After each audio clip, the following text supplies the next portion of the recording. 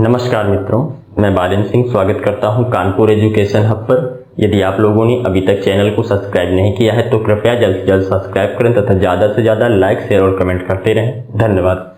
चलिए चलते हैं अपने टॉपिक की ओर। तो पिछली क्लास में हम चर्चा कर रहे थे बजट की, और पिछली क्लास में हमने बजट को दो भागों में बांटा था। पहला राजस्व बजट यानी कि रेवेन्यू बजट, और दूसरा पूंजी बजट यानी कि कैपिटल बजट। पिछली क्लास में हम लोगों ने राजस्व बजट के बारे में समझा था, और आज इसके आगे हम चर्चा करेंगे पूंजी बजट यानी कि कैपिटल बजट की। तो पूंजी बजट को दो भागों में बांटा गया।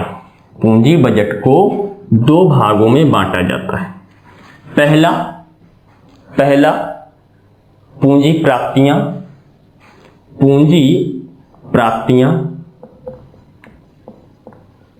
पूंजी प्राप्तियां यानी कि कैपिटल रिसिप्ट्स। पूंजी प्राप्तियां यानी कि कैपिटल रिसिप्ट्स, और दूसरा पूंजी व्यय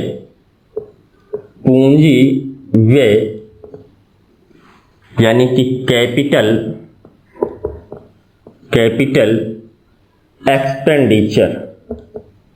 एक्सपेंडिचर।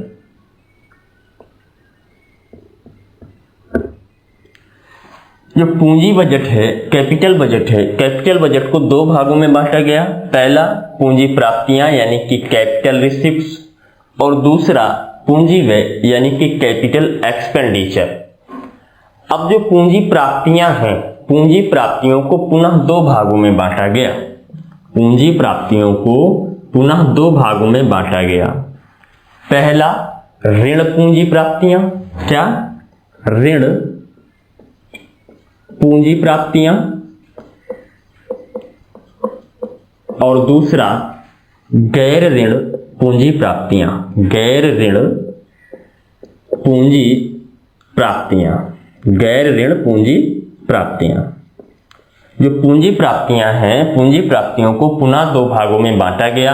पहला ऋण पूंजी प्राप्तियां, दूसरा गैर ऋण पूंजी प्राप्तियां। अब जो ऋण पूंजी प्राप्तियां हैं वे कौन कौन सी होंगी? तो बोरोइंग्स यानी कि जितने भी प्रकार के उधार हैं, सभी प्रकार के जो उधार हैं वह ऋण पूंजी प्राप्तियों के अंतर्गत आते हैं। क्या? बोरोइंग्स। क्या? बोरोइंग यानी कि उधार। सभी प्रकार के जो उधार हैं वह ऋण पूंजी प्राप्तियों के अंतर्गत आते हैं। ये उधार कहां से हो सकते हैं? अन्य देशों से हम उधार ले सकते हैं। अन्य देशों से उधार ले सकते हैं। ये जो ऋण पूंजी प्राप्तियां हैं वो उधार के माध्यम से प्राप्त होती हैं। कहीं से भी हम जब उधार लेते हैं, कहीं से भी सरकार जब उधार लेती है, वह ऋण पूंजी प्राप्तियों के अंतर्गत आता है। ऋण पूंजी प्राप्तियों के अंतर्गत आता है, चाहे वह सरकार किसी अन्य देश से उधार ले, या फिर सरकार वित्तीय संस्थाओं से उधार ले। क्या? वित्तीय संस्थाओं से उधार ले, या सरकार क्या करे? वित्तीय संस्थाओं से उधार ले, तो उसे भी किसके अंतर्गत रखा जाता है? ऋण पूंजी प्राप्तियों के अंतर्गत रखा जाता है। सरकार क्या करे? आम जनता से उधार ले। आम जनता से, यदि सरकार आम जनता से उधार लेती है तो इसे भी ऋण पूंजी प्राप्तियों के अंतर्गत रखा जाता है। अब बात करते हैं गैर ऋण पूंजी प्राप्तियां कौन कौन सी हो जाएंगी। तो गैर ऋण पूंजी प्राप्तियां सरकार को विनिवेश के माध्यम से प्राप्त करते हैं। सरकार विनिवेश के माध्यम से प्राप्त करती है। विनिवेश के माध्यम से प्राप्त करती है। सरकार को कहां से? विनिवेश के माध्यम से पैसा प्राप्त करेगी, ऋण वसूलेगी। विनिवेश के माध्यम से सरकार विनिवेश के माध्यम से पैसा प्राप्त करती है तो उसे गैर ऋण पूंजी प्राप्ति के अंतर्गत रखा जाता है। दूसरा, ऋण वसूलना। ऋण वसूलना, सरकार जो ऋण वसूलती है, सरकार जो ऋण वसूलती है, जो लोन का ब्याज होता है या लोन होता है, उसको जो वसूलती है वो गैर ऋण पूंजी प्राप्तियों के अंतर्गत रखा जाता है, यानी कि रिकवरी ऑफ लोन। ठीक है, रिकवरी ऑफ लोन। सरकार जो ऋण वसूलती है, जो लोन वसूलती है, उसका जो पैसा होता है वो गैर ऋण पूंजी प्राप्तियों के अंतर्गत रखा जाता है। अब यदि हम बात करें पूंजी व्यय, तो पूंजी व्यय क्या है? ये जो पूंजी व्यय होता है वह एक प्रकार का नया खर्चा है। पूंजी व्यय जो है वह एक प्रकार का नया खर्चा है। जैसे सरकार क्या करती है? पूंजी व्यय के माध्यम से इंफ्रास्ट्रक्चर में खर्च करती है। इंफ्रास्ट्रक्चर में सरकार इंफ्रास्ट्रक्चर में खर्च करती है, जैसे कि रोड बनाने में। कहाँ? रोड बनाने में, डैम बनाने में खर्च करेगी, रोड बनाने में खर्च करेगी, डैम बनाने में खर्च करेगी, IIT, IIM स्थापित करने में करेगी। जो सरकार है, पूंजी व्यय क्या होता है? सरकार इंफ्रास्ट्रक्चर में खर्च करती है, जैसे कि रोड बनाने में, डैम बनाने में, IIT, IIM स्थापित करने में आदि में सरकार क्या करती है? खर्च करती है। आदि में सरकार क्या करती है? खर्च करती है। दूसरा, रक्षा पे खर्च करेगी, यानी कि डिफेंस पे खर्च करेगी। कहाँ? रक्षा यानी कि डिफेंस पे सरकार खर्च करेगी। डिफेंस, रक्षा यानी कि डिफेंस पे सरकार क्या करती है? व्यय करती है। और किसी भी प्रकार का जो ऋण होता है, किसी भी प्रकार के ऋण को चुकाने में सरकार क्या करती है? पैसा खर्च करती है। किसी भी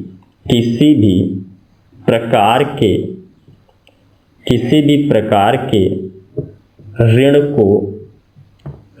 को चुकाने में, किसी भी प्रकार के ऋण को चुकाने में सरकार पैसा खर्च करती है, यानी कि रीपेमेंट ऑफ लोन। क्या? Repayment of loan. Repayment of loan, किसी भी प्रकार का जो ऋण चुकाती है सरकार, किसी भी प्रकार के ऋण चुकाने में सरकार क्या करती है? खर्च करती है। वह पूंजी व्यय के अंतर्गत आता है। अब क्या है, जितना भी पैसा आपका मेंटेनेंस पे खर्च किया जाता है, यानी कि मरम्मत में खर्च किया जाता है, वह सरकार के राजस्व बजट से आता है। क्या? जो भी पैसा आपका मरम्मत में खर्च होता है, मरम्मत में खर्च पैसा सरकार के राजस्व बजट से आता है। राजस्व बजट से आता है। क्या? जितना भी पैसा आपका मरम्मत में खर्च किया जाता है, मेंटेनेंस में जो पैसा खर्च होता है, वह सरकार के राजस्व बजट से आता है।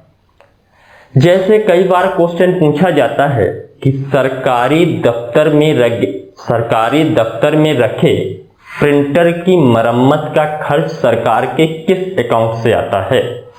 सरकारी दफ्तर में रखे प्रिंटर की मरम्मत का खर्च सरकार के किस अकाउंट से आता है? तो ये सरकार के रेवेन्यू अकाउंट से आएगा। मरम्मत में जो भी पैसा खर्च होगा वह सरकार के रेवेन्यू अकाउंट से आता है। क्या?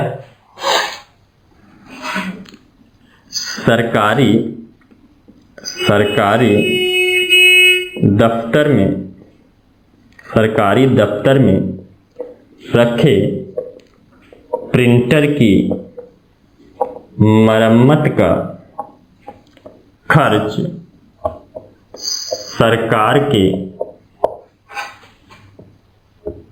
राजस्व खाते से, राजस्व यानी कि रेवेन्यू बजट, राजस्व खाते से आता है। क्या? सरकारी दफ्तर में रखे प्रिंटर की मरम्मत का खर्च सरकार के राजस्व खाते से आता है। जितना भी मरम्मत का खर्च होता है, मरम्मत का खर्च सरकार के राजस्व खाते से आता है। और यदि नई वस्तु खरीदनी है, कोई नई वस्तु खरीदनी है, तो वह जो पैसा है वह पूंजी बजट से प्राप्त होता है। क्या? यदि कोई नई वस्तु खरीदनी है तो वह पूंजी बजट से प्राप्त होता है। और सैलरी, सब्सिडी इत्यादि सरकार के राजस्व बजट से दिए जाते हैं। क्या? सैलरी,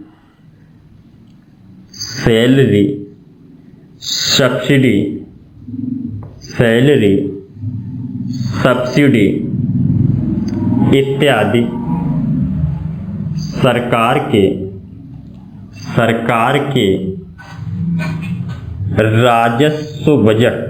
राजस्व बजट से दिए जाते हैं। सैलरी और सब्सिडी वगैरह जो है वह सरकार के रेवेन्यू अकाउंट यानी कि राजस्व बजट से दिए जाते हैं। जो सैलरी और सब्सिडी वगैरह दी जाती है वह सरकार के रेवेन्यू अकाउंट यानी कि राजस्व बजट से दिए जाते हैं।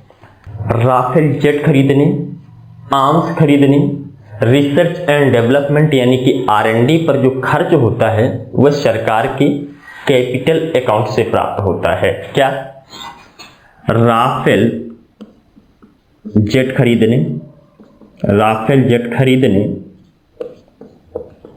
आर्म्स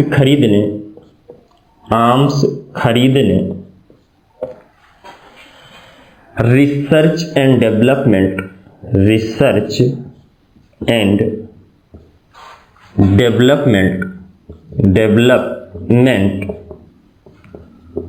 पर व्यय, रिसर्च एंड डेवलपमेंट यानी कि R&D पर व्यय सरकार के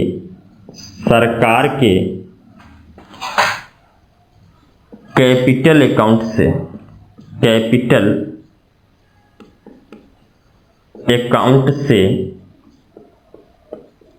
प्राप्त होता है। क्या? राफेल जेट खरीदना है, आर्म्स खरीदने हैं, रिसर्च एंड डेवलपमेंट पर जो खर्च होता है, रिसर्च एंड डेवलपमेंट यानी कि R&D पर जो खर्च होता है, वह सारा का सारा जो व्यय होता है, यह सारा का सारा व्यय सरकार के कैपिटल अकाउंट से प्राप्त होता है, सरकार के पूंजी खाते से प्राप्त होता है। अब आगे बात करते हैं।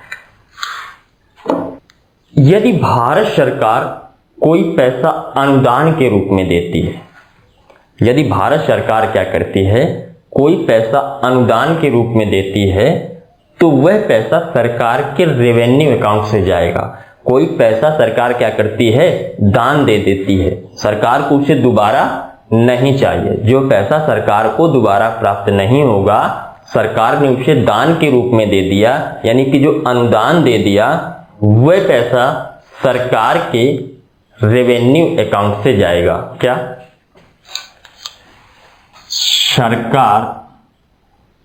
सरकार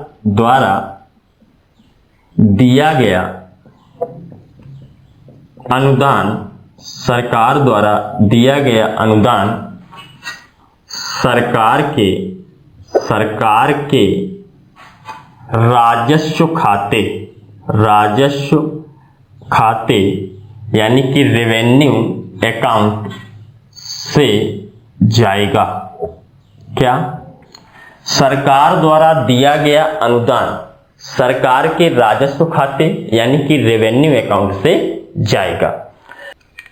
अब आधारभूत संरचनाओं की मरम्मत पर जो खर्च होता है वह कहां से खर्च होगा? तो आधारभूत संरचनाओं की मरम्मत पर जो खर्च होता है वह सरकार के राजस्व व्यय से जाता है। क्या? आधारभूत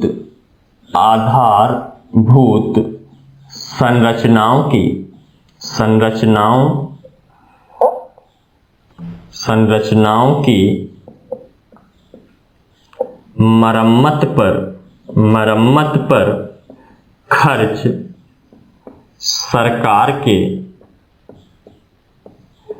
रेवेन्यू अकाउंट से जाएगा। क्या? आधारभूत संरचनाओं की मरम्मत पर जो खर्च होगा वह सरकार के रेवेन्यू अकाउंट से जाएगा। यहां से एक बात तो स्पष्ट होती है कि जो भी नया खर्च है वह क्या है? वह पूंजी व्यय के अंतर्गत जाएगा, यानी कि कैपिटल अकाउंट के अंतर्गत रहेगा। जो नया खर्च किया जाएगा वह सरकार के कैपिटल अकाउंट से किया जाएगा, और जो मरम्मत पर व्यय किया जाएगा, मेंटेनेंस पे जो खर्च होगा वह सरकार के राजस्व खाते से या रेवेन्यू अकाउंट से दिया जाएगा। जो भी नया खर्च है, यदि हमें नई वस्तु खरीदनी है, कोई भी नई वस्तु खरीदनी है, तो उस पर जो व्यय होगा, उसका जो खर्च होगा वह सरकार के कैपिटल अकाउंट से जाएगा, यानी कि पूंजी खाते से जाएगा। यदि क्या करना है, किसी वस्तु की मरम्मत करनी है, मेंटेनेंस का जो खर्च है वह सरकार के राजस्व खाते यानी कि रेवेन्यू अकाउंट से जाएगा। अब बात करते हैं बजट के प्रकार। तो बजट 3 प्रकार का होता है। क्या? बजट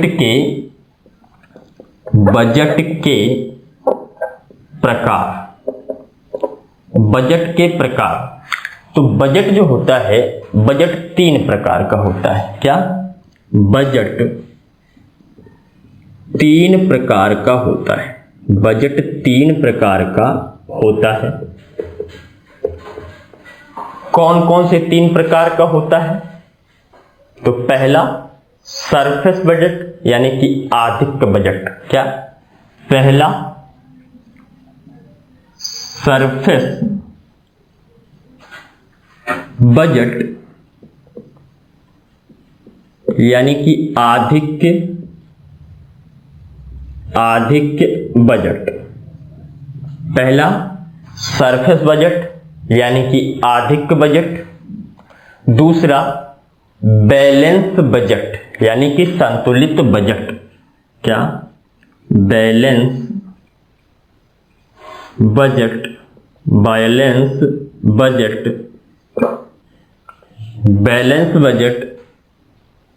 बजट यानी कि संतुलित बजट। क्या? संतुलित बजट। और तीसरा क्या हो जाएगा? तीसरा डेफिसिट बजट यानी कि घाटे का बजट। तीसरा क्या है? डेफिसिट बजट यानी कि घाटे का बजट। तो बजट के प्रकार, बजट 3 प्रकार का होता है। पहला सरफेस बजट या आधिक्य बजट, दूसरा बैलेंस बजट या संतुलित बजट, और तीसरा डेफिसिट बजट या घाटे का बजट। अब बात करें, मान लीजिए ये आपकी इनकम है, ये क्या है? इनकम है, और ये आपका खर्च है। क्या है? खर्च है यानी कि एक्सपेंडिचर है। ये आपकी क्या है? इनकम है, और ये खर्च है। ये आय है और ये क्या है? व्यय है। मान लीजिए यदि आपकी आय 10,000 रुपए है, यदि आपकी आय 10,000 रुपए है और आपका खर्च 9,000 रुपए है।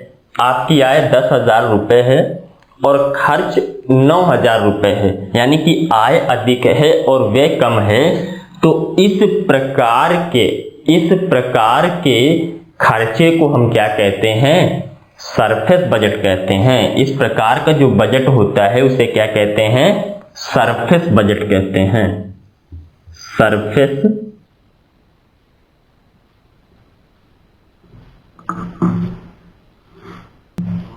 मान लीजिए आपकी जो इनकम है, आपकी जो आय है वह 10,000 रुपये, 10,000 रुपये आय होती है और आप एक वर्ष में 9,000 ही खर्च कर पाते हैं। क्या करते हैं? आपकी जो एक वर्ष की आय है वह 10,000 रुपये है, लेकिन एक वर्ष में आप केवल 9,000 रुपये खर्च कर पाते हैं। तो इस प्रकार का जो बजट होता है इसे सरफेस बजट कहते हैं। क्या कहते हैं? सरफेस बजट कहते हैं। सरफेस बजट कहते हैं। यानी आपकी जो आय है, इनकम है, वह अधिक है और खर्च जो है वह कम है। तो इस प्रकार का जो बजट होगा वह सरफेस बजट कहलाएगा। वह अब बात करते हैं, ये आपकी इनकम है, इनकम यानी कि ये आपकी आय है और इधर क्या है? ये व्यय है। ये क्या है? व्यय है, यानी कि खर्च है। मान लीजिए कि आप एक वर्ष में 10,000 रुपये कमाते हैं। एक वर्ष में आपकी जो आय है वह 10,000 रुपये है और एक वर्ष में आप 9,000 रुपये ही खर्च कर पाते हैं। 9,000 रुपये ही खर्च कर पाते हैं। एक वर्ष में आपकी जो इनकम होती है वह 10,000 रुपये होती है और आप एक वर्ष में केवल 9,000 रुपये खर्च कर पाते हैं। तो इस प्रकार का जो बजट होता है, इस प्रकार के बजट को सरफेस बजट कहते हैं। क्या कहते हैं? सरफेस बजट कहते हैं। सरफेस बजट यानी कि आधिक्य बजट कहते हैं। सरफेस बजट यानी कि आधिक्य बजट कहते हैं। अब इसी प्रकार सेकंड नंबर, दूसरे नंबर पे देखा जाए तो मान लीजिए आपकी जो आय थी, इनकम थी, वह कितनी थी? 10,000 रुपये थी। आपकी आय 10,000 रुपये थी और आपने एक वर्ष में पूरे 10,000 रुपये खर्च कर दिए। एक वर्ष में आपने पूरे 10,000 रुपये खर्च कर दिए। तो इस प्रकार का जो बजट होता है इसे बैलेंस बजट कहते हैं, यानी कि संतुलित बजट कहते हैं। क्या? Balance budget. बैलेंस बजट यानी कि संतुलित बजट कहते हैं। क्या? आपकी इनकम 10,000 रुपये थी और आपने जो खर्च किया वह भी 10,000 रुपये खर्च किया। 10,000 इनकम थी और 10,000 खर्च कर दिया। तो इस प्रकार का जो बजट कहलाएगा वह बजट बैलेंस बजट कहलाएगा, यानी कि संतुलित बजट कहलाएगा। अब तीसरी बात करते हैं, यदि आपकी जो इनकम है वह कितनी है? 10,000 रुपये। 10,000 रुपये आपकी इनकम है और आपने खर्च कर दिया 12,000। क्या? आपकी इनकम 10,000 रुपये है और आपने 12,000 रुपये खर्च कर दिए। 10,000 आपने अपनी इनकम के खर्च किए और 2,000 रुपये दोस्त से उधार लेकर खर्च कर दिए। क्या? आपकी इनकम 10,000 रुपये थी और आपने खर्च किया 12,000, यानी कि 10,000 रुपये आपकी जो इनकम हुई वह खर्च किया और 2,000 रुपये दोस्त से उधार लेकर खर्च कर दिया। तो इस प्रकार का जो बजट होता है, इस प्रकार के बजट को डेफिसिट बजट कहते हैं। क्या कहते हैं? Deficit. Deficit budget. Deficit budget यानी कि घाटे का बजट। क्या? घाटे का बजट। आपकी इनकम थी 10,000 और आपने खर्च किया 12,000। 10,000 आपकी इनकम वाला और 2,000 दोस्त से उधार लेके खर्च कर दिया। तो इस प्रकार के बजट को क्या कहा गया? डेफिसिट बजट कहा गया, घाटे का बजट कहा गया।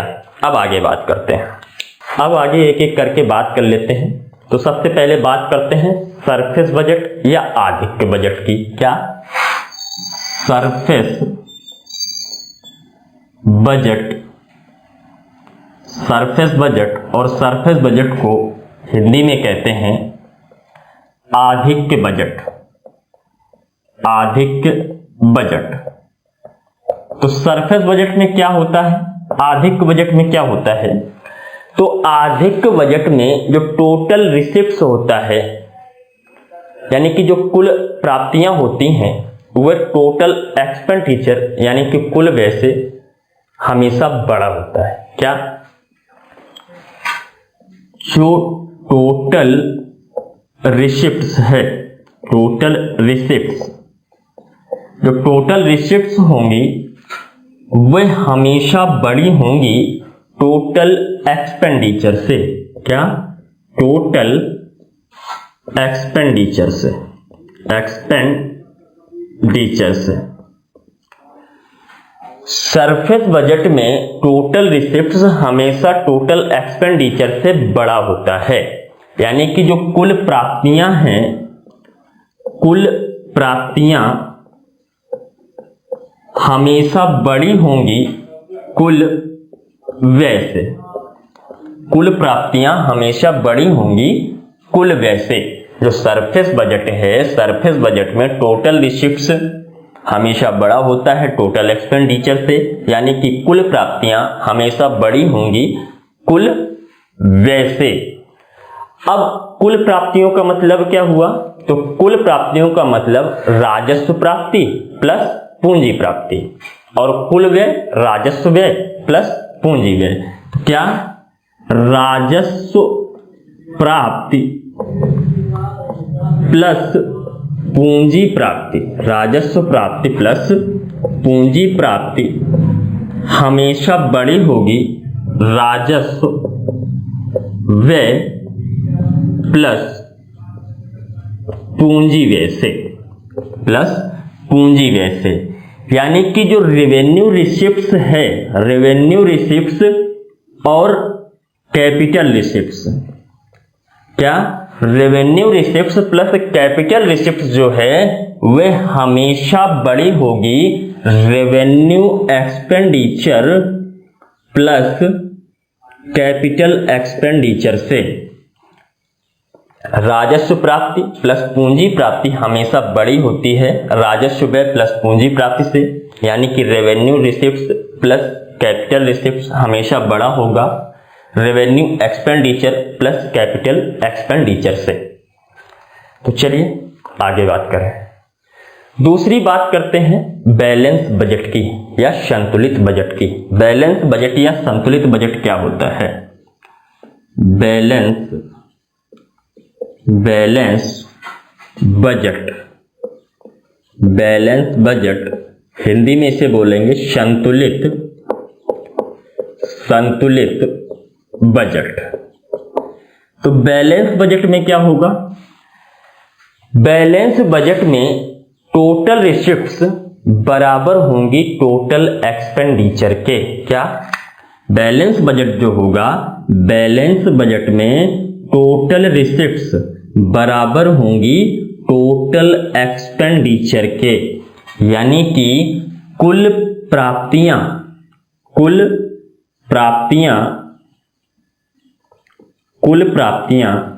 बराबर होंगी कुल व्यय के। कुल प्राप्तियां बराबर होंगी कुल व्यय के। कुल प्राप्तियां और कुल व्यय की चर्चा पहले हम कर चुके हैं। तो कुल प्राप्तियां और कुल व्यय, राजस्व प्राप्ति प्लस पूंजी प्राप्ति, ये क्या हुई? कुल प्राप्तियां। कुल व्यय राजस्व व्यय प्लस पूंजी व्यय। ठीक है। तो बैलेंस बजट क्या है? बैलेंस बजट या संतुलित बजट में क्या होता है?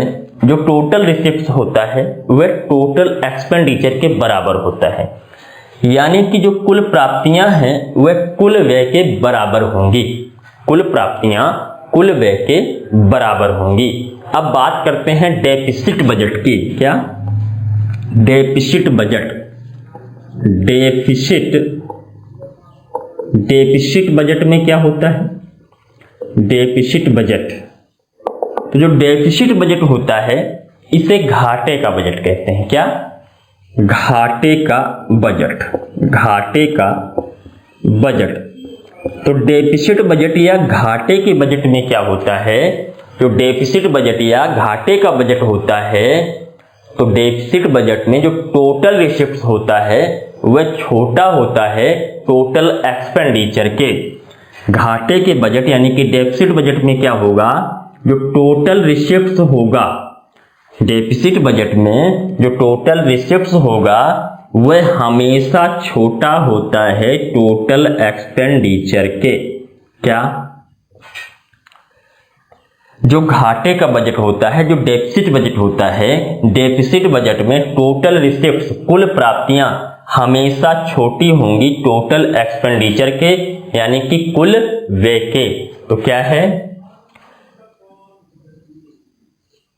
कुल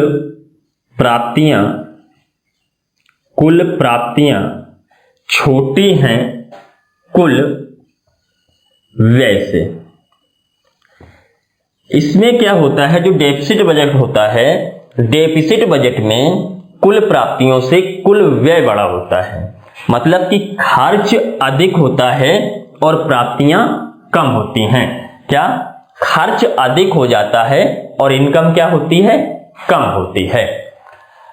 अब जो हमारा डेफिसिट बजट है, डेफिसिट बजट को भी 3 भागों में बांटा गया, डेफिसिट बजट को भी 3 भागों में बांटा गया, उसकी भी चर्चा कर लेते हैं। जो घाटे का बजट है, जो डेफिसिट बजट है, डेफिसिट बजट के भी 3 प्रकार होते हैं, उनकी चर्चा करते हैं। तो क्या, types of deficit budget, types of deficit budget, यानी कि घाटे के बजट के प्रकार। तो जो घाटे का बजट है, घाटे का बजट 3 प्रकार का होता है। कौन कौन से 3 प्रकार का होता है, तो घाटे के बजट के 3 प्रकार हैं। पहला रेवेन्यू डेफिसिट, दूसरा फिजिकल डेफिसिट और तीसरा प्राइमरी डेफिसिट। क्या, रेवेन्यू डेफिसिट और दूसरा फिजिकल डेफिसिट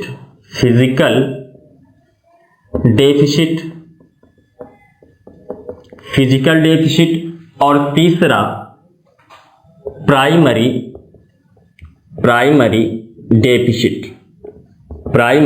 डेफिसिट। जो घाटे का बजट है, घाटे का बजट 3 प्रकार का है, रेवेन्यू डेफिसिट, फिजिकल डेफिसिट और प्राइमरी डेफिसिट। जो रेवेन्यू डेफिसिट है, रेवेन्यू डेफिसिट में राजस्व व्यय अधिक होता है राजस्व प्राप्ति से। क्या, जो रेवेन्यू डेफिसिट है, इसमें जो राजस्व व्यय होता है, इसमें जो राजस्व व्यय होगा, किसमें, रेवेन्यू डेफिसिट में जो राजस्व व्यय होता है वह हमेशा बड़ा होता है राजस्व प्राप्ति से। क्या, राजस्व प्राप्ति से, यानी कि जो रेवेन्यू डेफिसिट है, इसमें जो राजस्व व्यय है वह अधिक है और राजस्व जो प्राप्तियां हैं वह कम हैं। जो रेवेन्यू डेफिसिट है, रेवेन्यू डेफिसिट में राजस्व खर्च अधिक होता है और राजस्व प्राप्ति कम हो पाती है। इसी प्रकार जो फिजिकल डेफिसिट है, फिजिकल डेफिसिट में टोटल एक्सपेंडिचर माइनस टीआर होता है। क्या, जो फिजिकल डेफिसिट है, physical deficit total expenditure minus TR होता है अदर देन बोरिंग, यानी कि उधार को छोड़कर। क्या, फिजिकल डेफिसिट इक्वल क्या होता है, तो physical deficit equal total expenditure minus TR, total receipts. जो फिजिकल डेफिसिट होता है, फिजिकल डेफिसिट बराबर होता है total expenditure minus total receipts के। और ये क्या होता है, उधार को छोड़कर, क्या, उधार को छोड़कर अदर देन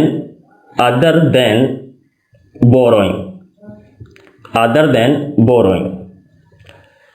जो फिजिकल डेफिसिट है, फिजिकल डेफिसिट बराबर होगा टोटल एक्सपेंडिचर यानी कि कुल व्यय माइनस टोटल रिसिप्ट्स यानी कि कुल प्राप्ति के, अदर देन बोरोइंग, उधार को छोड़ने के बाद। इसमें जो उधार है, उधार को काउंट नहीं किया जाता है, जो सरकारें उधार लेती हैं उसको काउंट नहीं किया जाता है। अब हम बात करते हैं प्राइमरी डेफिसिट की। प्राइमरी डेफिसिट यानी कि प्राथमिक घाटा क्या होता है। तो जो प्राथमिक घाटा होता है, प्राथमिक घाटा, प्राइमरी डेफिसिट, प्राथमिक घाटा या प्राइमरी डेफिसिट बराबर होता है किसके, राजकोषीय घाटा माइनस ब्याज भुगतान। क्या, राजकोषीय घाटा माइनस ब्याज भुगतान।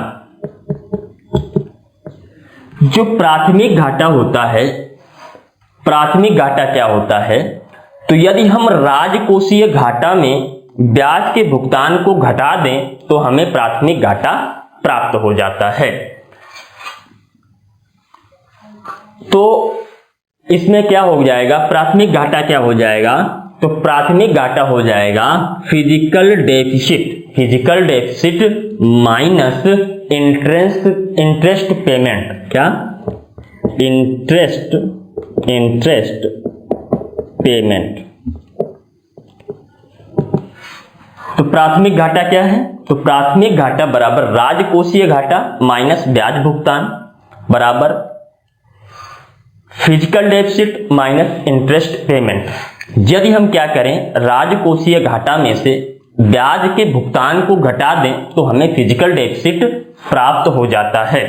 क्या, यदि हम फिजिकल डेफिसिट में से इंटरेस्ट पेमेंट यानी कि ब्याज के भुगतान को घटा देते हैं तो हमें राजकोषीय घाटा प्राप्त होता है। तो ये हो गए टाइप्स ऑफ डेफिसिट बजट यानी कि घाटे के बजट के प्रकार।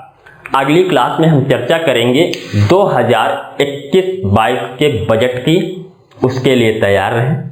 चलिए आज की क्लास यहीं पर समाप्त करते हैं, फिर मिलेंगे अगली क्लास में। तब तक के लिए नमस्कार, धन्यवाद, बाय बाय।